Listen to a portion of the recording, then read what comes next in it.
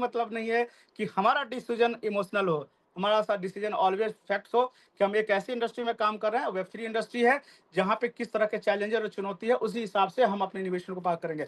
तो कहानी क्रांति का पहला, आपने कहानी का पहला पार्ट समझा, अब हम आते हैं दूसरे पार्ट में। और यकीन मानिए, क्रांति का सूत्रधार हम लोग हैं, इस बार पावर हमारे हाथ में है। मैंने एक नारा दिया था जिम कॉर्बेट में, हम ही क्रांति हैं, वी आर द रिवॉल्यूशन। हम बदलने जा रहे हैं पूरी इंडस्ट्री को, पूरी दुनिया को। और जब तक ये सोच आपके अंदर नहीं आएगा, आप भटकते रहेंगे, जीते रहेंगे उसी भटकाव में। पैसे डबल कर लिए, 4 गुना हो गया, यहाँ से आया वहां गया, वहां पिछले कई कहानी हम सब उसके रहे हैं, उसमें कुछ भी नहीं बदला आज तक। तो आपको पहले ये सोच पे आना होगा कि एलजीएनएस क्या करते हैं। तो मैंने बताया, पीछे की कहानी बताई जाती है फिर से, एलजीएनएस क्यों बना। एलजीएनएस कभी भी आप देखेंगे तो कोर गोल नहीं था। एलजीएनएस तो एक रास्ता है, मंजिल कुछ और है। एलजीएनएस इसलिए नहीं बनाया गया कि हमारे आपके जेब से पैसे जाएं, हम आप पैसे बनाए, बिल्कुल भी नहीं। एलजीएनएस है ही नहीं, कोर गोल कुछ और है। एलजीएनएस एक कंप्लीट, मेरे शब्द पर बहुत ध्यान दीजिएगा, उसको पकड़ने को होता है, इसको और मैं सहज भाषा में बताता हूँ। जैसे आप हम लोग समझते हैं कि राष्ट्रपति का प्रोटोकॉल है कि राष्ट्रपति कहाँ उठेगा, कहाँ बैठेगा, कहाँ से वो चलेंगे, और सबका एक नियम, पहले से तयशुदा एक नियम होता है, उसको वो फॉलो करते हैं, प्रोटोकॉल। चूंकि राष्ट्रपति हमारे देश के महामहिम होते हैं, वो कितने बजे कहाँ पहुंचेंगे वो फिक्स होता है, और उतने ही बजे पहुंचते हैं, 1 मिनट आगे न पीछे। वो किससे पहली बार हाथ मिलाएंगे, किसके साथ डिनर करेंगे, सब कुछ वेल प्लान्ड होता है।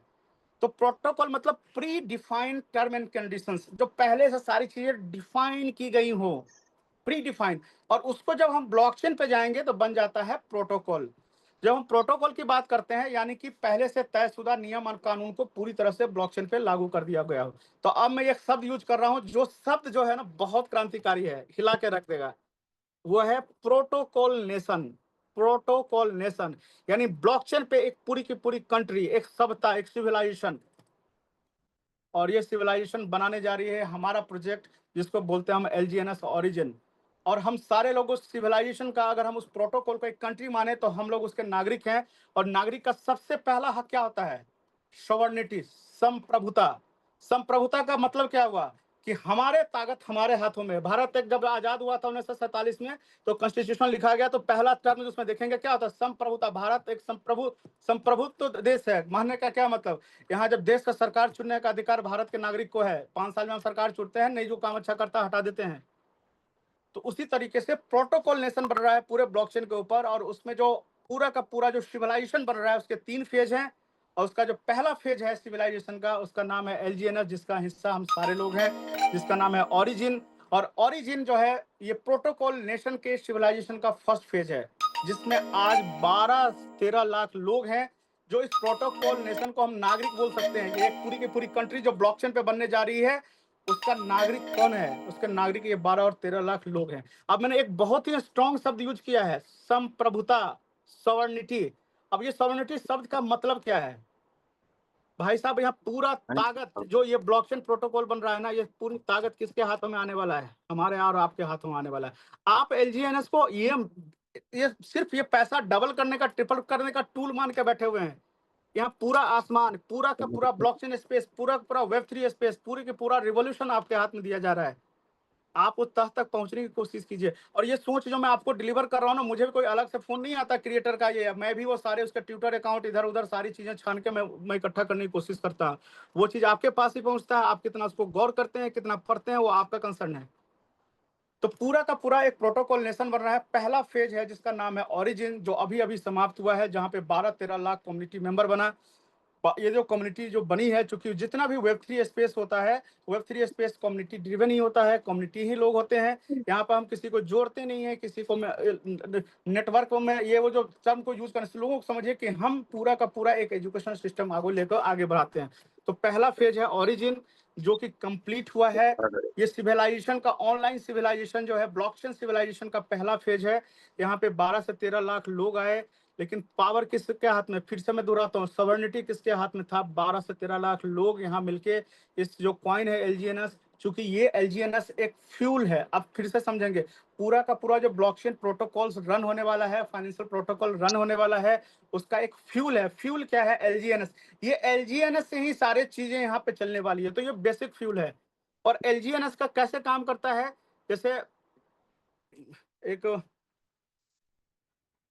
फ्लाई व्हील अगर आप देखे होंगे, फ्लाई व्हील कैसे, अगर मैं और सहज भाषा में समझाऊँ, बहुत सारे मित्र मेरे बिहार से भी हैं और जानते होंगे।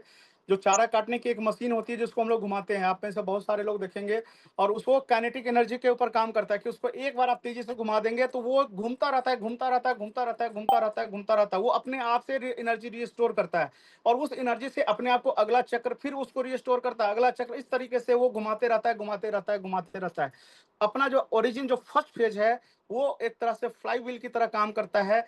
पूरे मैकेनिज्म और सिस्टम में ऐसे-ऐसे लॉजिक्स, ऐसे-ऐसे कैलकुलेशन और ऐसी-ऐसी चीज़ें लगी हुई हैं, जिसकी वजह से ये सेल्फ सस्टेनेबल प्रोजेक्ट बनता है और आपको सिर्फ़ और सिर्फ़ प्रॉफ़िट बना के देता है, नुकसान तो किसी का है ही नहीं।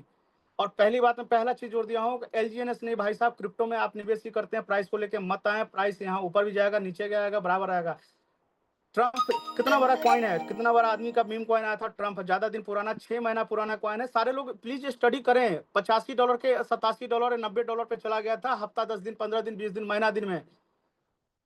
सबको मज़ा आ रहा था, हमने भी 40 पे खरीद लिया कि भाई मज़ा आ रहा है, होल्ड कर लेंगे, बढ़ता ही चला जाएगा, ये हो गया। $5 या $4 पे घूम रहा है। जिसकी मैक्सिमम आदमी की बाइंग कितना 40, 50, 60, $70 पे हुआ था।